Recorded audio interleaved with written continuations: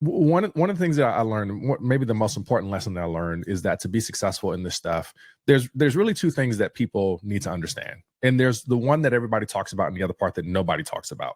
So the part that everybody talks about is the knowledge, right? Knowing algorithms, data structures, big O, coding structures, namespaces. You get it, right? Like we all talk about knowing this stuff and doing 500 leak code problems or hack and rank or whatever, and just putting in the hours and time. We all talk about that and just get steeped in that. But what we don't ever really talk about is the other part that you need to be successful, which is your problem solving process. Hey, welcome back. In this episode, Anthony D. Mays shares his journey to becoming a software engineer and career coach, discussing the importance of technical knowledge, collaborative problem solving, and authenticity in interviews, while also taking a critical look at the interview process and the role senior engineers play in guiding juniors. Hey everyone, welcome to this episode of the Modern Web Podcast. My name is Tracy. You can follow me on Twitter at LadyLeet or on LinkedIn at Tracy S. Lee. And I am joined by my two co-hosts here today, Rob Osell. Robert. Hey everybody. Yep, the VP of Innovation at This.Labs. Happy to be here. You can follow Rob on Twitter at RobosL. And we're actually giving a really cool talk at that conference, if anybody's going to that conference coming up. And then my second co-host is Adam Rakis. Hi, Adam. Hello. Yes. You can follow Adam on Twitter. I was going to say LinkedIn, but that's not true. On Twitter at Adam Rakis. And today we are joined by our amazing guest. And Anthony, do you want to introduce yourself? Yeah, absolutely. What's going on, y'all? I'm Anthony D. Mays, a software engineer, 22 years and some change now.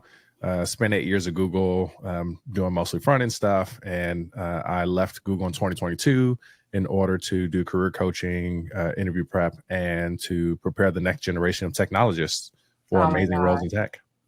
That is so amazing. And I'm super, super amped about this topic because we've been talking for the past 10 minutes about code exercise and landing your first job and interviews. And there's so many hot takes being thrown around.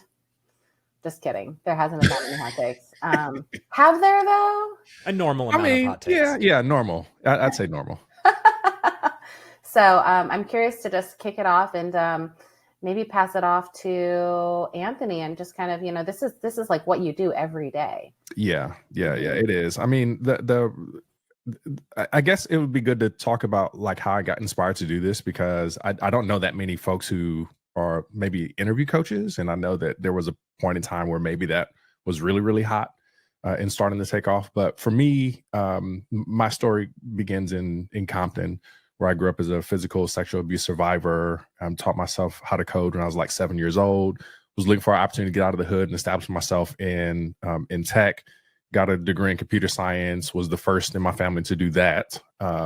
Didn't see a lot of people who looked like me or came from where I came from. So I had to deal with all of that, and had ambitions to get to Google because, they were making millionaires of people, and I loved the products, loved Gmail, loved Google search when, because all that stuff came out, as I was transitioning to adulthood. So that's how old I am.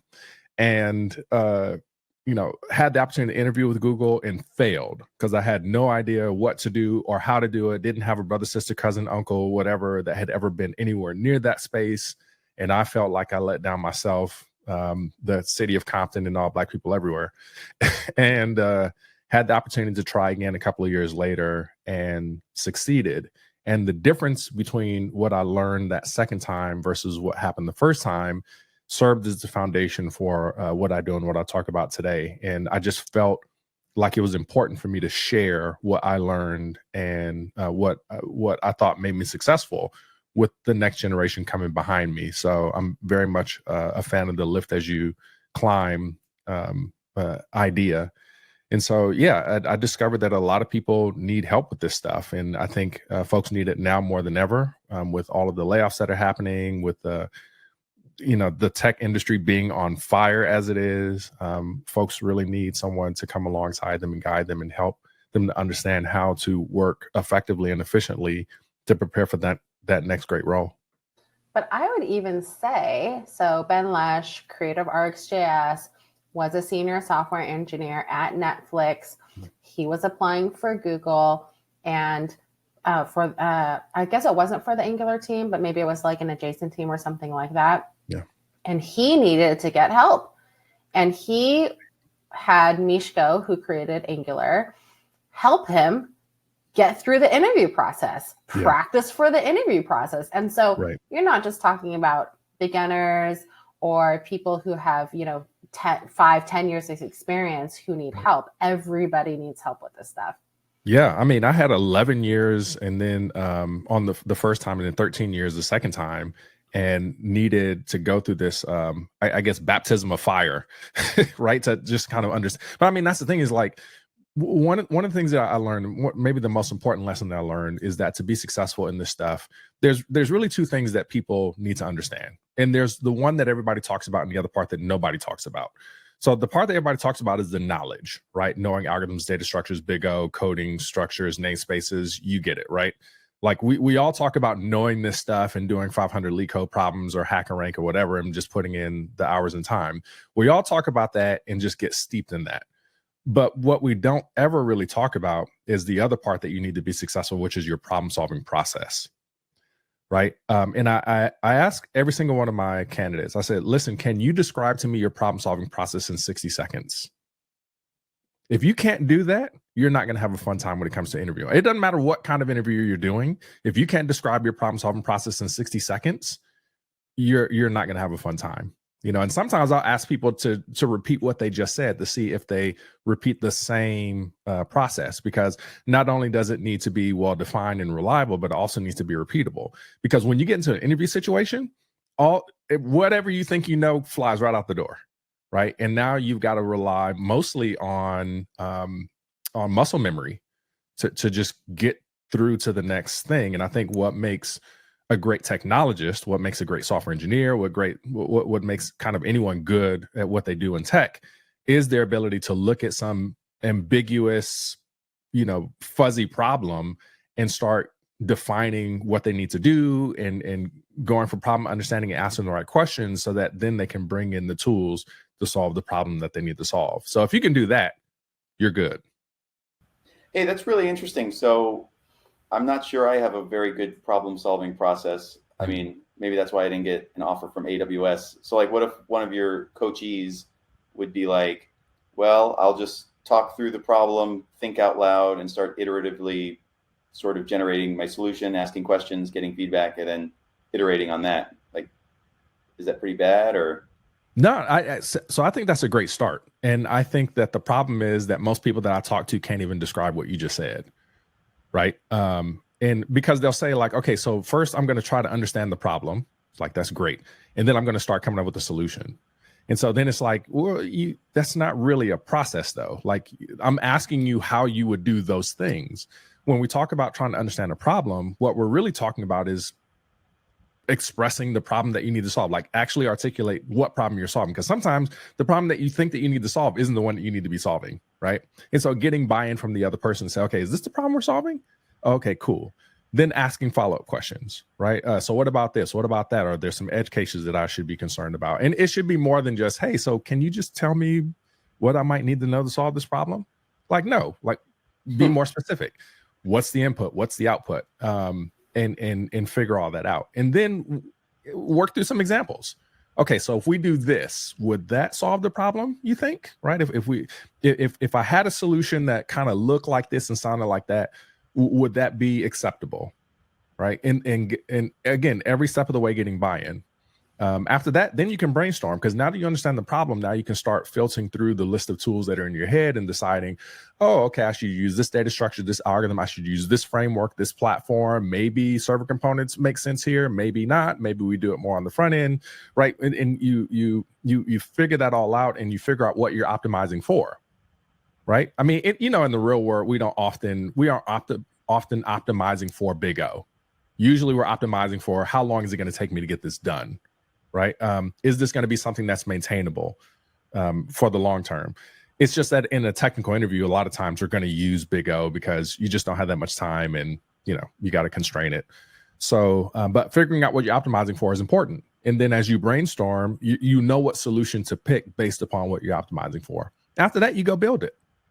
And that's great advice. I've run countless interviews, and like asking very good clarifying questions is one of the best things that a good, strong candidate can do. 100%. That's way better than just cranking out a solution that mostly sort of matches the vague description that I gave you. Like those questions are key for a candidate to ask. Yeah, and I think the reason why candidates don't ask questions is because they think that they're supposed to go and Rambo the whole thing, right? Yeah. Just like, oh yeah, no, I know everything, and I can do whatever you need me to do. You just wait right there, interviewer, and I'll go take care of it all for you. No, I think it's because they think that they're expected to know it all, and that's what's going to impress their interviewer. They think that the interviewer wants them to be able to Rambo it and know everything, and that questions are going to be seen as weak. Right. It's really the opposite.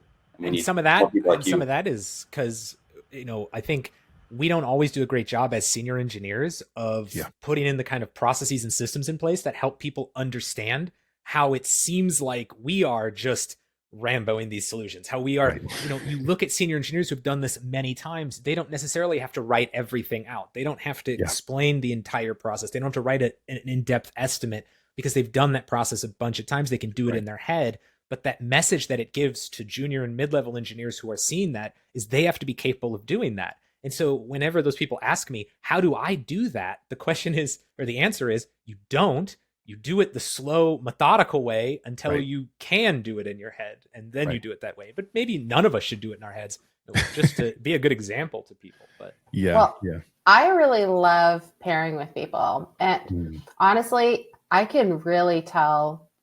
I mean, I'm not technical enough to gauge.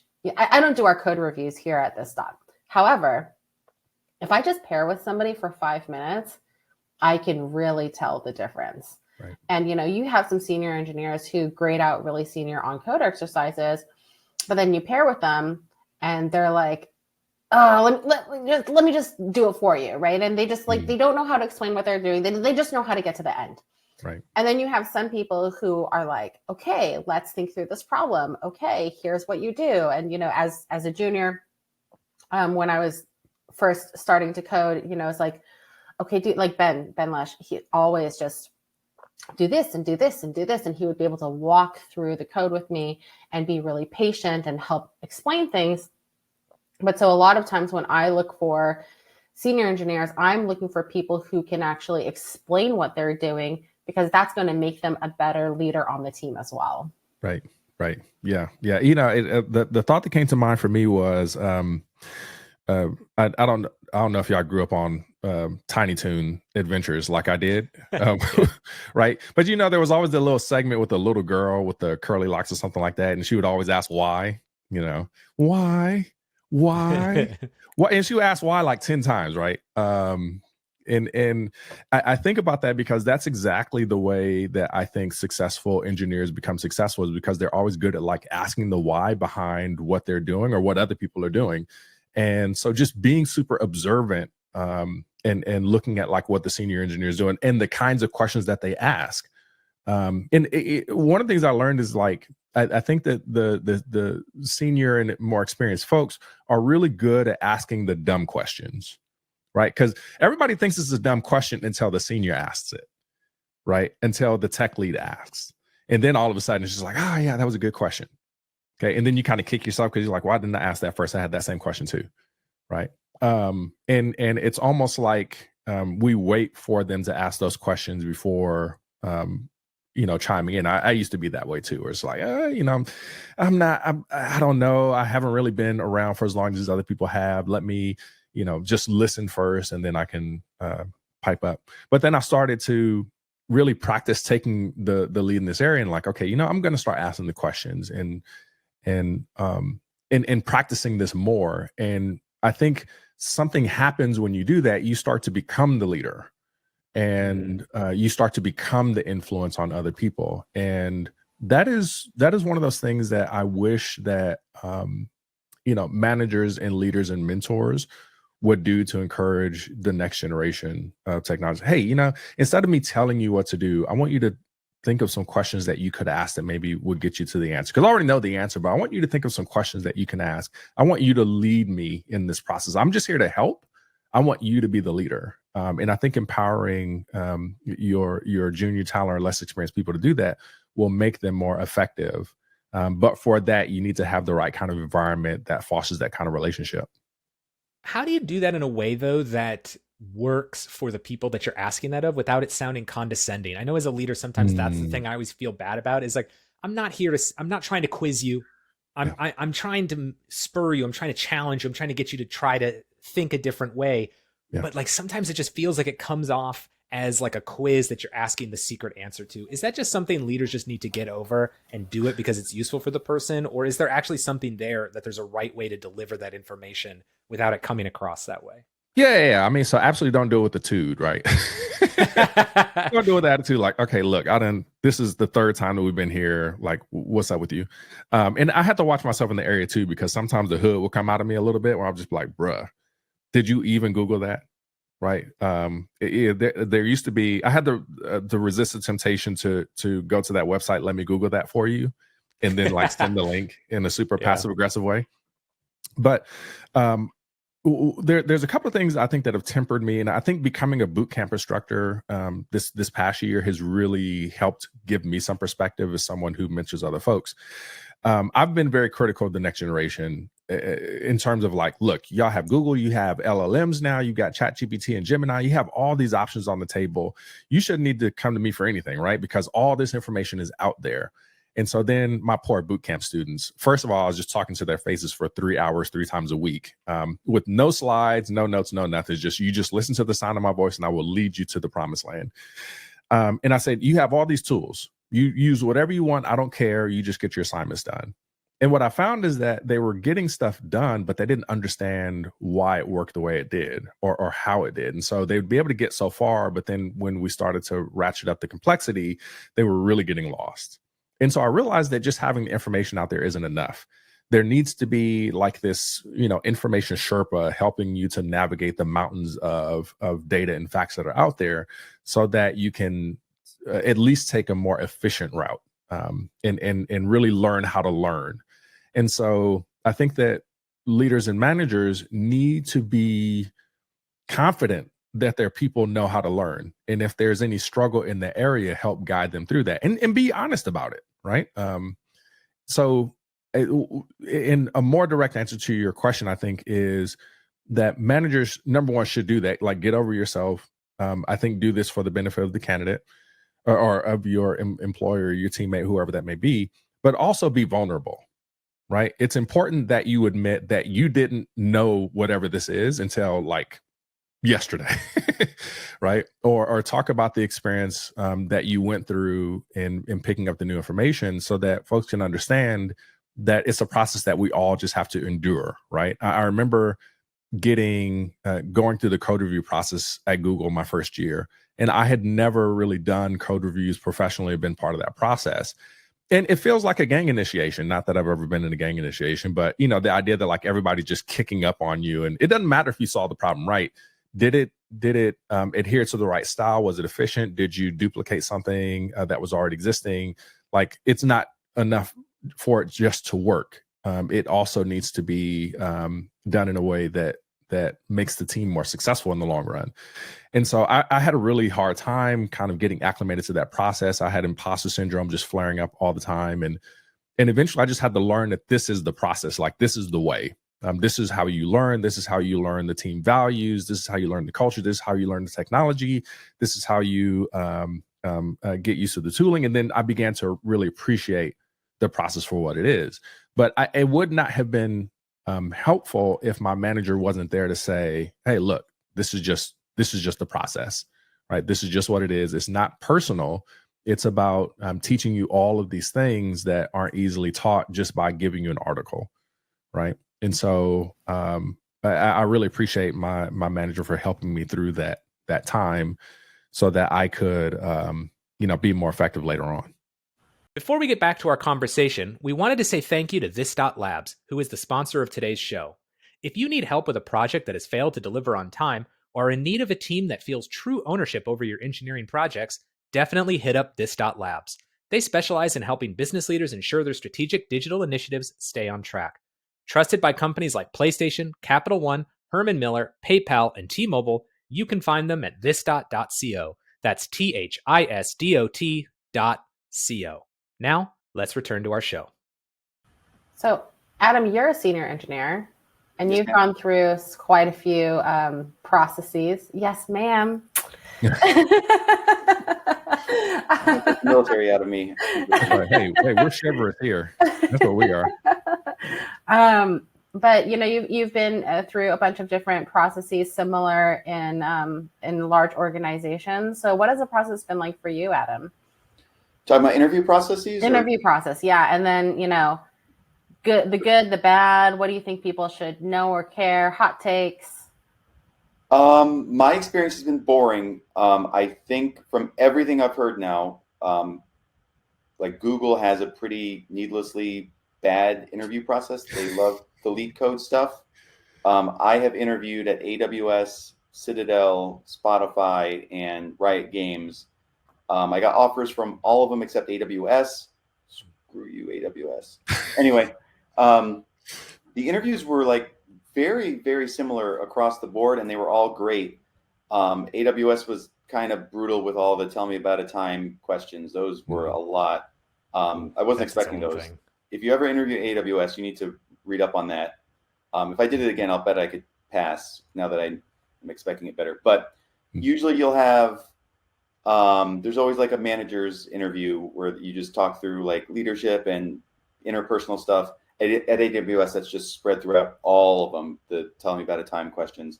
You'll usually have like a specific tech, like whatever you do. If you're interviewing for a web dev, it'll be like a web dev interview. There's usually a broad tech where that's your system design interview. And then let's see, and then maybe like a programming, just a general programming, like outside of your specific niche, and like some variations on that. And so long as there's no obnoxious leak code where you just have to know tricks that you never use day to day, that you only know because you studied for the leak code questions on HackerRank, I think that format is fine.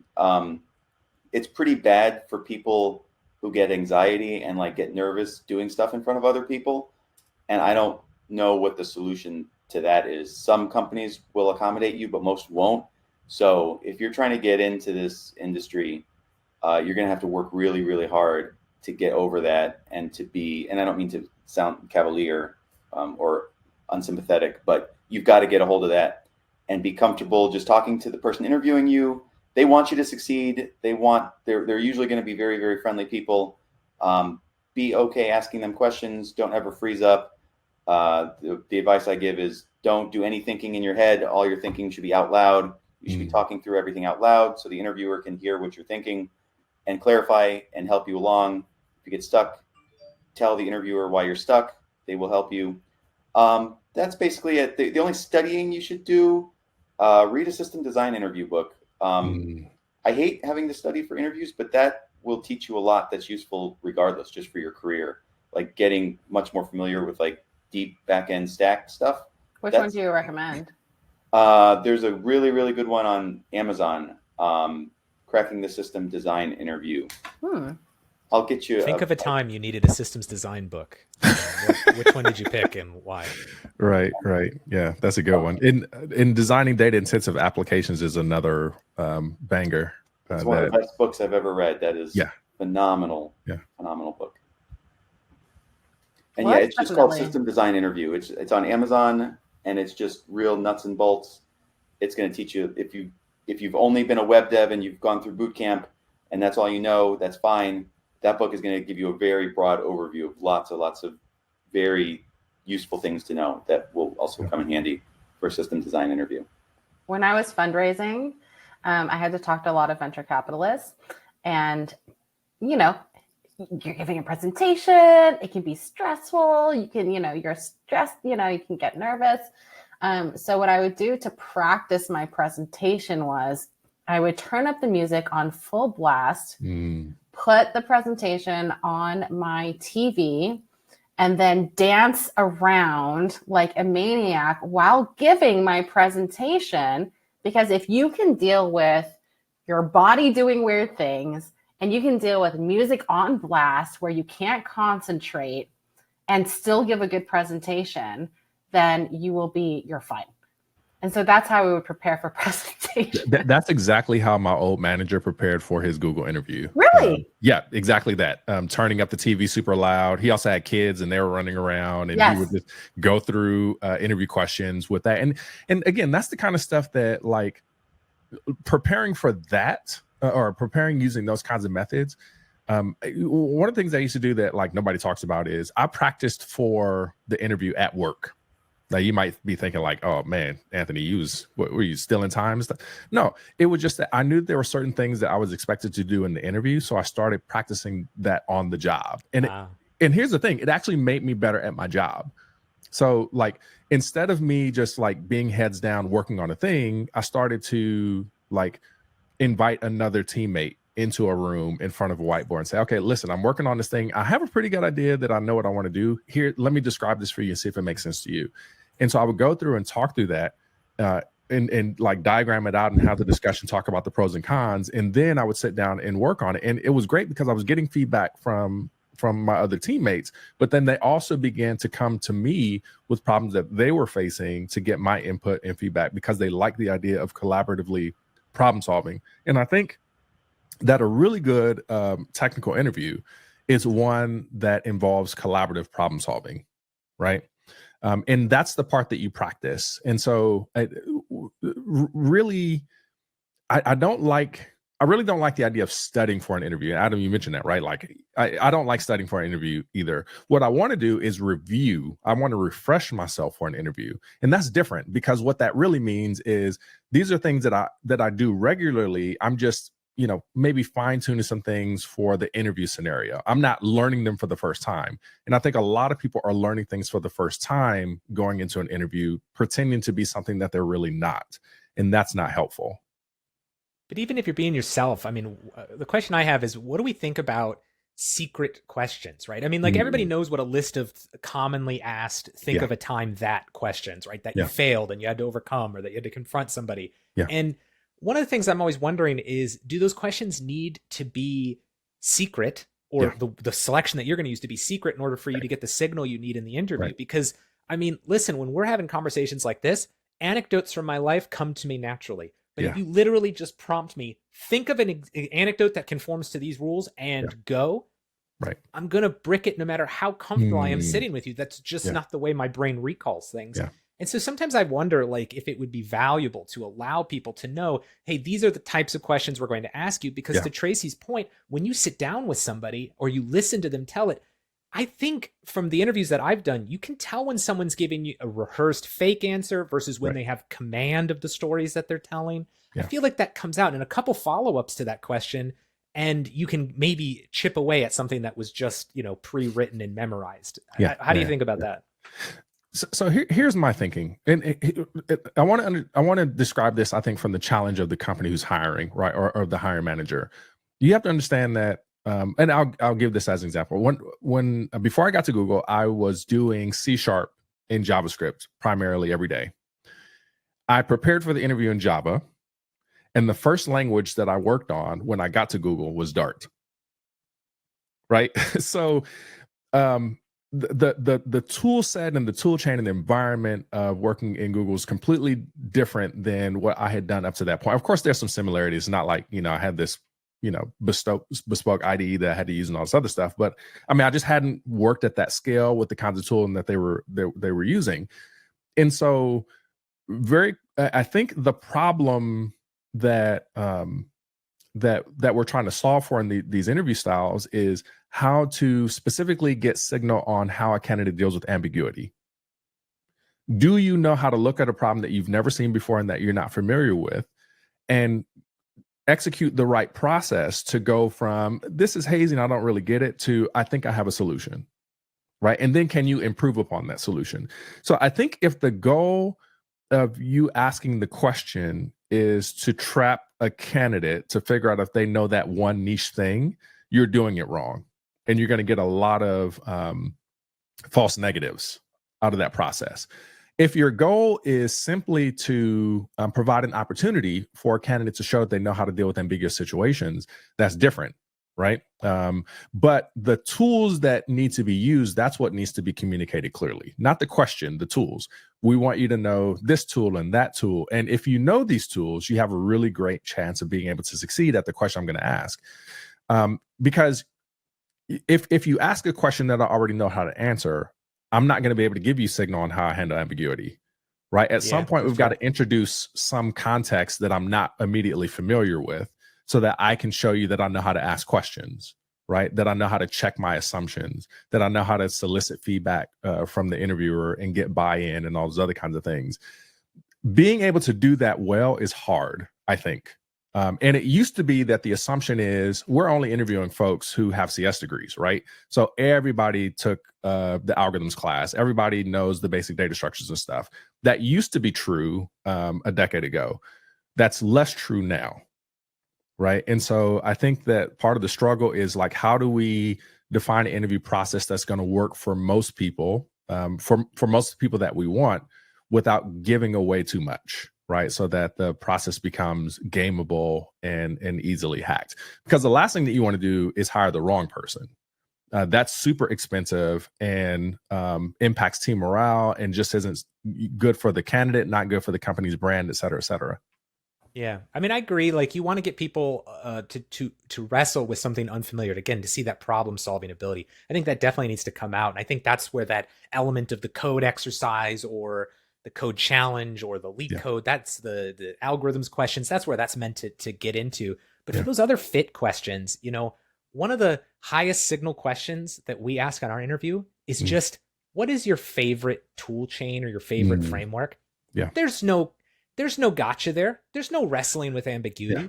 But in that comes the things that, what is your framework for assessing which things you like and you dislike? How excited are you? We're not grading your excitement, but just how passionately can you speak about and how completely can you speak about things that you're passionate about? Right. Like, what a great question. And there's absolutely no dimension of gotcha to it at all. There's no correct answer, anything like that. And I think more opportunities for companies to put that into their process, pre-written questions that you give people. And then, yes, you don't make them recite the answers in the interview, but maybe you riff off of the answers with them at the interview.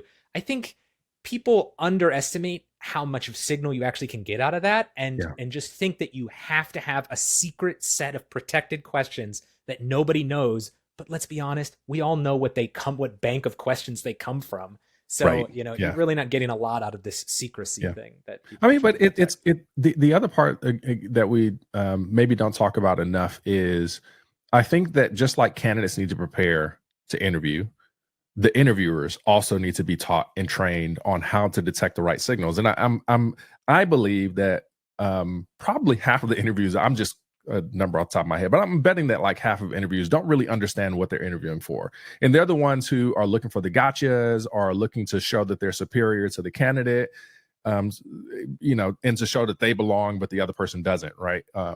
And so when it becomes this weird flex, then that's not helpful for anybody. But when you understand, like for a question that you just presented, right, like talk about your favorite tool chain and stack and why you enjoy that, there are some very concrete things that you're looking for and that you should be looking for. Yeah, that maybe there isn't one right answer, but there are, you know, things that I'd want to hear around, like, you know, thinking about the customer and the people that you're solving problem for. Are your tools appropriate for the audience for which you're trying to solve this problem or not? Do they mention the user at all? Right? Do they talk about efficiency? Do they mention the bottom line at all? Right? Because a lot of times what constrains our technical decisions aren't our ability to kind of learn these things and pick them up, but it's just, there's only so much time in the day. We got to get this thing shipped, right? Because the business needs this. What's going to be the most appropriate for that? And I would look for someone who can at least think about that within the context of how they assess the tools that they use, right? Not just because Anthony said that this is great, or because I looked at this YouTube video and they said that it was awesome, so I should use that. And I think that a lot of candidates have these like influencer driven decisions that they make around the tools that they use, as opposed to thinking about why those tools exist and the problems that they're meant to solve.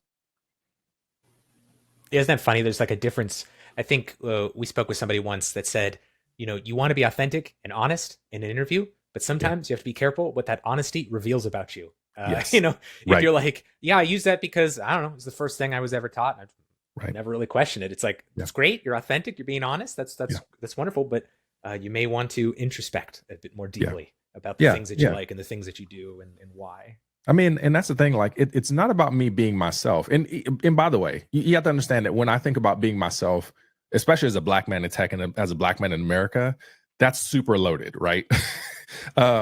So I've never felt necessarily the most comfortable assuming that I could just be myself. My goal really is to be the best I can be for you, right? And so I need to know what you like. I need to understand what you want. I need to understand what you're looking for, and then figure out how who I am connects with those things, right? And that's where, like, when it comes to behavioral questions, I want to understand. I want to read the job description and say, okay, what kind of behaviors are you looking for? Okay, when I give my answers, I want to make sure to include those specific behaviors in my answer, right, in a way that makes sense. And that's right. And go into that's that. the kind of Go into that a preparation little I'm bit doing more beforehand. Because I think that's what's it, right? I think earlier we were saying, we don't want people to misrepresent themselves or project themselves as something they absolutely aren't.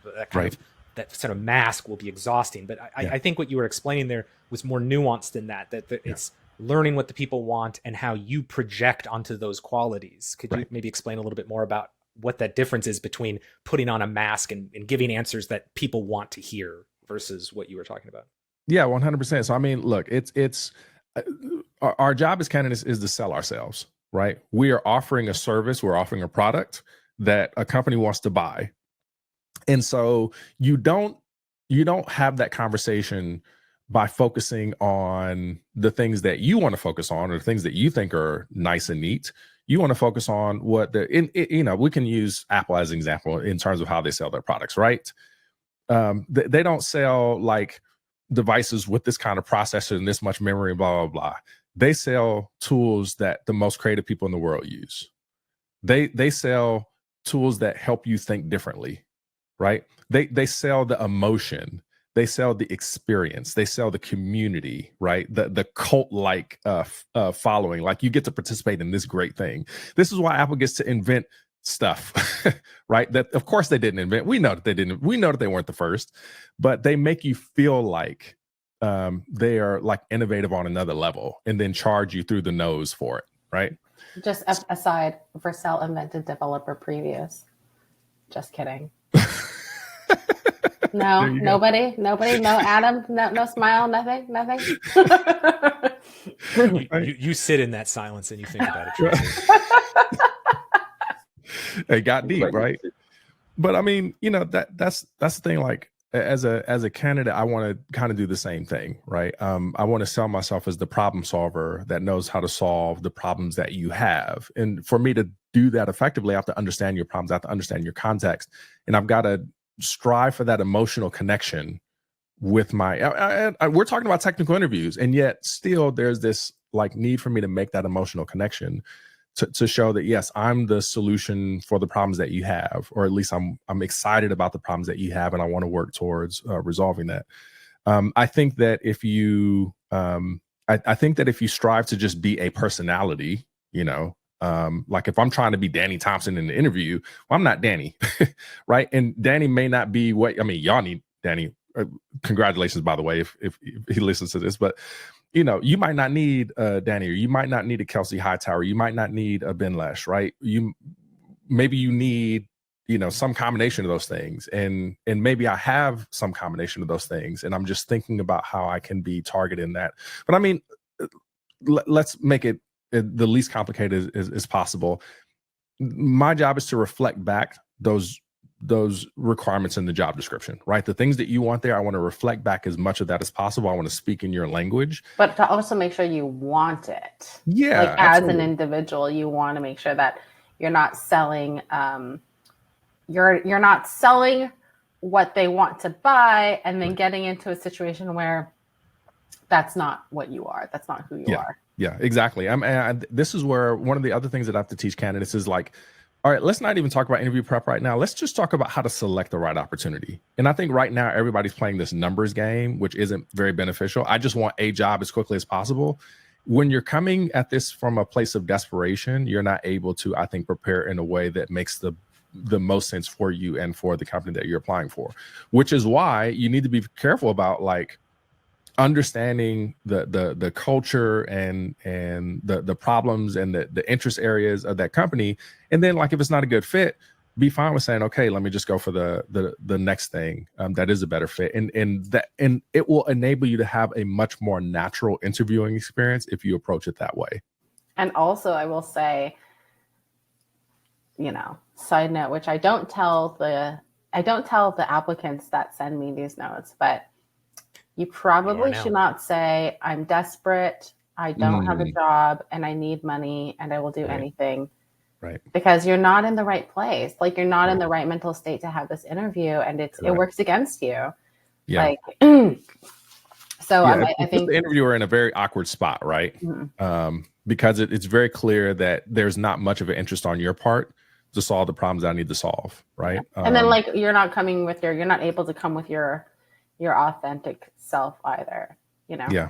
I actually have this problem because I'm trying to sell myself to a different vertical, meaning I'm not like I know, Rob. I know. I always do it. Okay. I'm trying to sell myself to a different vertical right now. And I see all these people in suits. And I've specifically said, okay, you know what? I'm not comfortable with these people. I usually just walk away, but I'm going to get comfortable because that's where I want to be. And so I started buying myself suits and things like that. And trying to find my own, can I wear flowered things? Can I not wear flowered things? And then deciding that I want to be myself, but come in a way where, it kind of meets in the middle, right? What am I comfortable with? What am I uncomfortable with? And presenting myself in a way that I feel good about because I'm coming with my true authentic self. And I think that's kind of the thing that you have to make sure you know in interviews, because as an interviewer, I've been interviewing a lot of people. I do the vibe check interview. And the vibe check interview is very much like trying to figure out if somebody can stop being nervous, stop giving me that front. Like, who are you really? And sometimes I think, hey, this person is pretty good. They're still giving me a little bit of a front, but maybe they'll be more relaxed in another interview, right? So kind of having to like weed through all that stuff. But I would really encourage interviewees to just come as yourselves, because honestly, if you come as yourself and somebody is not into you for some reason, it's probably because that they're not the right fit from an org perspective. So maybe you should reconsider who you want to work for. Yeah. I mean, I've had to give God thanks for the interviews that I failed. The companies that didn't take me, like I'm grateful. And what's great is I've been in a situation where I didn't interview at a company, and then I had a colleague of mine go to that same company and they were successful in getting through the interview process. They ended up leaving. They're just like, yeah, it's not what they sold themselves to be. And so I was really grateful that that happened. And so I think about all the little decisions that led to my getting my dream job at Google when I was able to do that. And I was appreciative of how maybe if I had gotten this job that I went and interviewed on, it would have been a great fit, but I would have been stuck there, and then I wouldn't have had this opportunity to pursue what I really wanted to do. Again, because the market is so tough, I know and sympathize with folks who are really challenged and just want something. But I think in many cases, I've recommended that candidates like, you know what, how about you figure out some other way to make money, right? So that you buy yourself time. And, right. And then you can spend that time not just focused on the technical, but having more conversations with other people so that you get comfortable being in a room, expressing yourself. This is one of the reasons why I love social media right now, is because I can get into a Twitter space, or I can go on LinkedIn Live or whatever that is, and just have conversations with random people, and technical people or whatever, do podcasts and just practice expressing myself in a coherent, logical, expressive way. And I think if I can do that like on a podcast or in a Twitter space, I should be able to do that effectively in an interview situation and not come off like rehearsed. And I do remember I have a colleague of mine who, because a lot of us at Google had to participate in the interview process as interviewers. He said, Anthony, I met this guy. I definitely know that he was a great interviewer, but he was not the right fit for the job. Right? He's really, really good at reciting answers, but you could tell that just beyond that, he didn't really know how to think about the tools that he was using. And I think it is terrible when a candidate ends up in that situation, because it just feels like all their hard work was for naught. All right. Well, yeah, it's not very clear feedback. Like, what do I improve on? I had the right answer. Yeah. And that's the other part too. Like, if there's one thing that I could change about interviewing today, it's that all candidates would get some form of feedback. If we just did that, it would be 100 times better, I think, for candidates who are going through this process. And I think that this is why I exist, is because I could tell you, yeah, you did terribly, and here's why. Right. Yeah. Here's how you didn't address what was asked, and this is how you get better. I wish that companies were bold enough to do that. I know why they don't. No, HR. Yeah. Yeah. Those pesky people little always ask for advice. I know, Rob. I know. At least it's a pleasant ringtone. But it's what's funny too, though, is that you could get that feedback, and people should still understand that sometimes that feedback is actually about the company. Because sometimes you bounce off people weird, and even if it's not directly related to a form of bias, for any of your characteristics, it could just be person woke up weird that day, had something bad for lunch, just wasn't feeling something stressed out about something. It's just sometimes your answers just bounce differently. You could literally do the same interview again with a different person and the same company, and you'd get in. And that is infuriating sometimes for how much effort people put in to get that shot. And sometimes it really is that arbitrary at the end of the day. And it's also the implicit bias, right? I mean, I had an interview the other day where I was like, whoa, this is not vibe checking with me. But, I kind of pushed through it and pushed through it and pushed through it. And I was like, all right, you know what? I know this is because of some bias I have because of somebody I've met previously. So, but let me just put him through the interview because, maybe this is just the me thing. And maybe if I got to know him a little bit more, I wouldn't feel this way. So well, I just did a TikTok video on that where I talked about the fact that bias is a two-way street. Sometimes a candidate will come in with bias that ruins their performance because, like, they'll come into an interview with you, Trace, and just be like, "Oh, hi, you're a woman." And just like, what are you doing?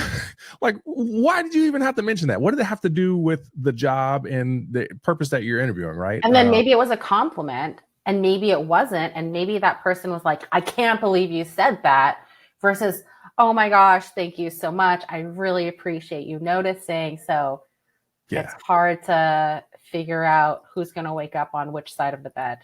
It really is. Yeah.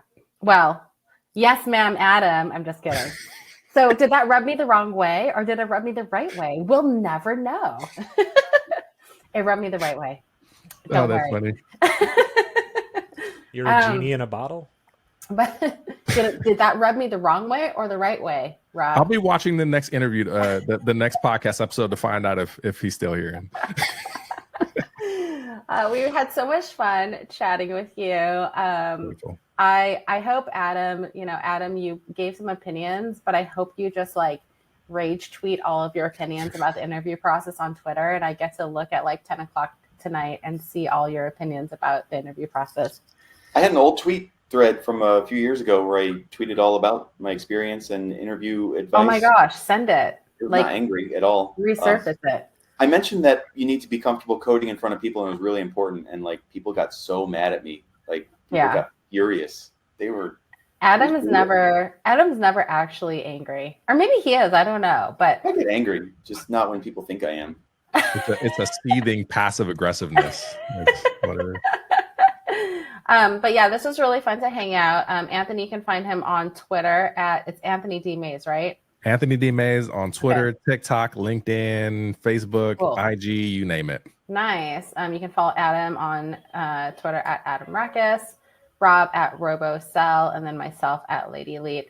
And it was really fun chatting again. And this was so exciting. And by the way, do you have Anthony, do you have like a URL or a website where people can book you?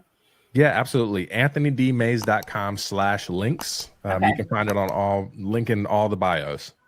Amazing. Branding. Love it. All right, everyone. Talk to y'all soon. Thanks. Peace. Sometimes it's hard to bridge the gap between business objectives and tech implementation, and it can get messy. This.dot is trusted by top names like Meta, Google, and T-Mobile, and they love helping business leaders fulfill their strategic digital initiatives. Check them out at thisdot.co. One more time, that's THISDOT.co.